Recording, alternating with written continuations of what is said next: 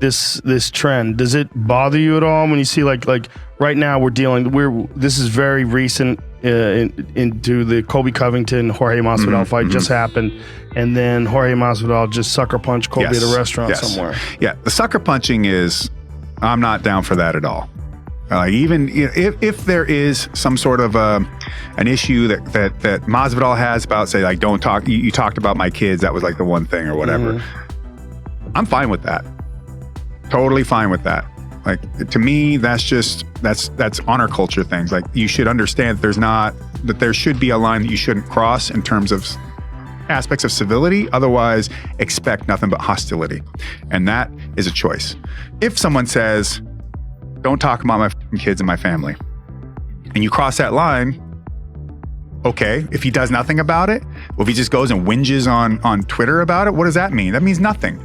If he goes and like calls the cops, well, he talked about and the cops just go like, well, that's within his legal rights. He can say whatever the fuck he wants. Sorry. Then how do you get him to stop doing it? But do you think that what sucker punching him wasn't good? No. He should have been like, I told you it's on. Where if I see you, I don't think like, he's come with me the and problem come outside. With that is, like, if he does that, Colby's going to take him down. And that's what happened in the deal fight. with it. Yeah, but it's like, if you want to fight someone and you fight someone and you lose, I feel like at a certain point in time, you got to accept what happened. I think there's a way of creating through these conflicts some aspect of mutual understanding and respect, in fact, and that. Okay, so what does that look like though between those two guys? I mean, it doesn't look like I don't know them personally. No, that ain't gonna do it. That ain't gonna do it. That because again, you hit him when he wasn't looking. Right. It's like, well, okay, how am I supposed? Essentially, what you're asking for is for me to give you a certain modicum of respect, and to not pass certain lines in terms of courtesies, because this is unacceptable. How are you going to get them to do that when you cheap shot them? Right. It's just not going to happen. I mean, it's like this. I had a guy once and it's not happened many times. And, I'm not one to go out there and shit talk people at all. I'm not, because for me, it's just like, well, I don't need to talk shit about you. I'm just going to go out and fight you. If I have a real personal problem, I'll let you know. And that isn't about me getting a fight. It's not about me like, oh, I'm trying to drum up. No. Right. We can fight in a professional sense, and that's all good. If you want to make this personal, it ain't going to be professional. It's for real. And you shouldn't do it, and because I don't want to do it. I'm not trying to live my life this way. But if you make this the case, it's for real and it's on. And so I had this guy talking just out of nowhere, just started shit talking me, and I'm like, what the hell is this guy's problem? I don't get it. And so this is a fighter? Yeah, he's a fighter. And so I'm just like, what the, I've never said two bad words about this guy ever. Never. I'm not going to talk shit about him. And he just blah, blah, blah, blah, blah, blah. Like, all right. So he starts going in. So I responded in kind and I started ripping on him a bit.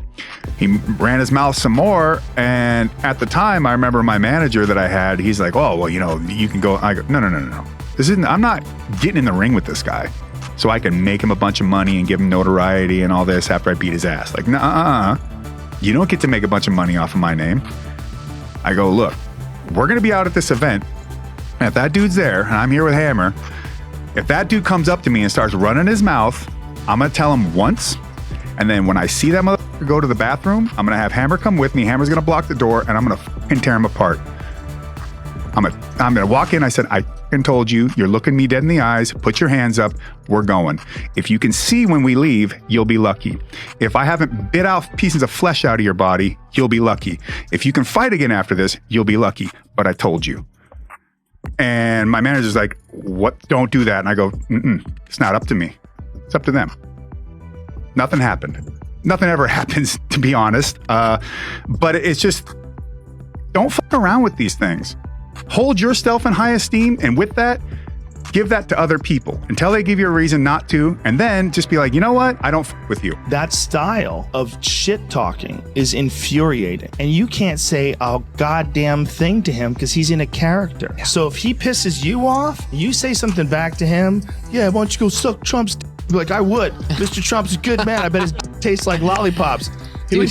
He can say whatever he wants. Colby gets it, man. Listen. He gets it. He's full old school Ric Flair with a new style twist, and he's a real fighter, man. He's a real fighter. He's absolutely one of the best welterweights in the world. And all this promo stuff that he does, it's because he wants to be. It's because he's a learner. He came and saw me perform at the Improv in Florida. And afterwards, we were in the green room, and he's like, I learned a lot about timing and beats from watching you up there tonight. Oh. Getting those, how you get these laughs, using your timing and your pauses and this. I need to do more of that. I'm like, yeah, dude, exactly.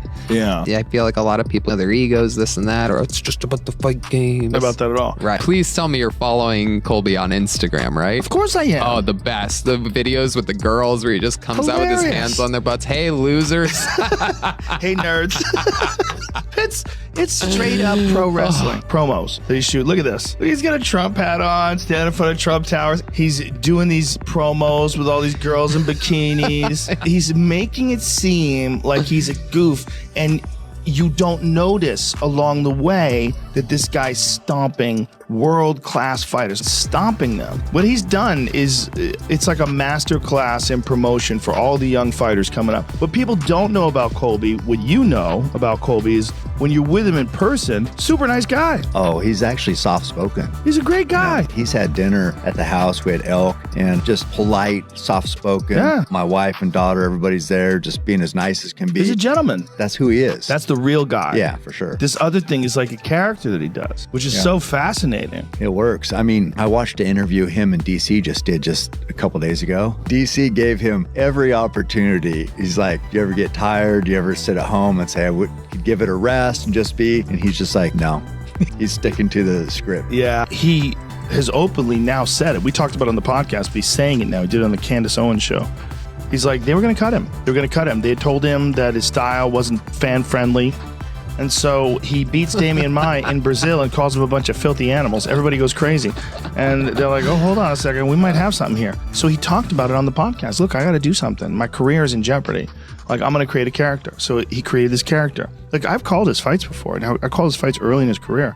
Before that, he was just a really tough guy who had a great gas tank, who I knew from my friend Cam Haynes. He trains with Cam Haynes. Right. So just imagine the kind of gas tank the fucker must have.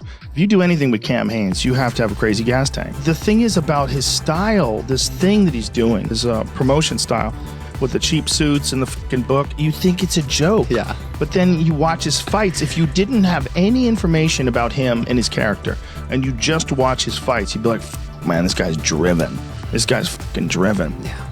But then you add into that this character, and then everybody's pretending, you know, that, oh, that guy's a joke. That guy's a joke. That joke, he's running over everybody. Like, just because you don't like Trump. Yeah. And it's a genius thing to attach himself to Trump. What we're seeing is a master class in promotion and adaptation. Yep. He adapted, he created this character.